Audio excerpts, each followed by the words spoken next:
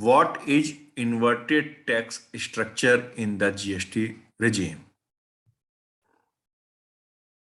GST regime में inverted tax structure क्या है?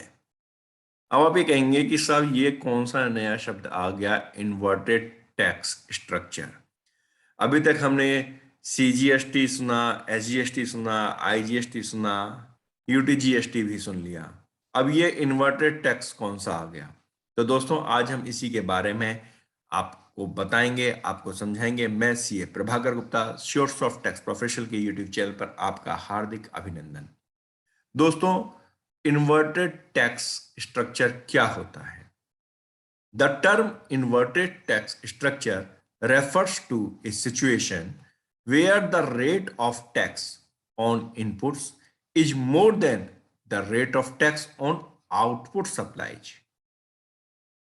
यानी कि इन्वर्टेड टैक्स स्ट्रक्चर उस सिचुएशन में आता है, उस सिचुएशन को रेफर करता है जहां पर कि आपका जो आउटपुट टैक्स जो सप्लाई पर लगता है उस पर का जो टैक्स का रेट है वो कम है, और जो आप इनपुट आप यूज करते हो उस आउटपुट सप्लाई के लिए उसका टैक्स रेट ज्यादा है। अब आप सोचेंगे साहब ऐसा कैसे पॉसिबल है? तो दोस्तों ऐसा पॉसिबल है, कुछ केसेस में ऐसा होता है जहां पर कि आपका जो इनपुट है उस पर टैक्स रेट ज्यादा होता है और जो आउटवर्ड सप्लाई है उसका टैक्स रेट कम होता है। जैसे कि अभी हम बात करते हैं कि एग्जांपल फैब्रिक बैग्स का। फैब्रिक बैग्स के अंदर जो आप रॉ मटेरियल यूज करते हैं उस पर जो जीएसटी का रेट है वो है आपका 18% का, और जो फैब्रिक बैग्स हैं उस पर जो जीएसटी लगता है वो लगता है आपका 5%। तो आप जो आउटवर्ड सप्लाई है वो 5% पे जाएगी, लेकिन आपका इनपुट है वो आपका 18% पर है। तो इन्वर्टेड टैक्स स्ट्रक्चर इस तरह की सिचुएशंस में आता है। ये फॉर एग्जांपल आप एक और कंस्ट्रक्शन का आप एग्जांपल ले लीजिए। आप सीमेंट खरीदते हैं, आप स्टील खरीदते हैं, इन पे 18% का जीएसटी लगता है। पहले इन पे 28% तक का भी जीएसटी था। और आपकी जो आउटवर्ड सप्लाई है, जो आप जब आप कंस्ट्रक्शन के बाद बिल्डिंग को बेचते हैं तो उस पर 12% का जीएसटी लगता है। तो आपने 18 पर माल खरीदा, 12 पर माल बेचा, तो यहां भी इन्वर्टेड टैक्स स्ट्रक्चर के केसेस आ जाते हैं। तो इससे होता क्या है?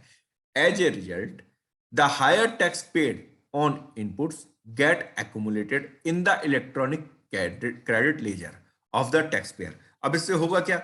आपने जो रॉ मटेरियल खरीदा वो आपने ज्यादा टैक्स रेट पे खरीदा, आपका आउटवर्ड आपकी कम है, तो जब आप आउटवर्ड सप्लाई करोगे तो क्या होगा कि जो आपकी टैक्स की लायबिलिटी है वो आपकी इनपुट के साथ आप एडजस्ट करोगे, आईटीसी आप क्लेम करोगे, लेकिन आईटीसी आपके पास में ज्यादा होता है।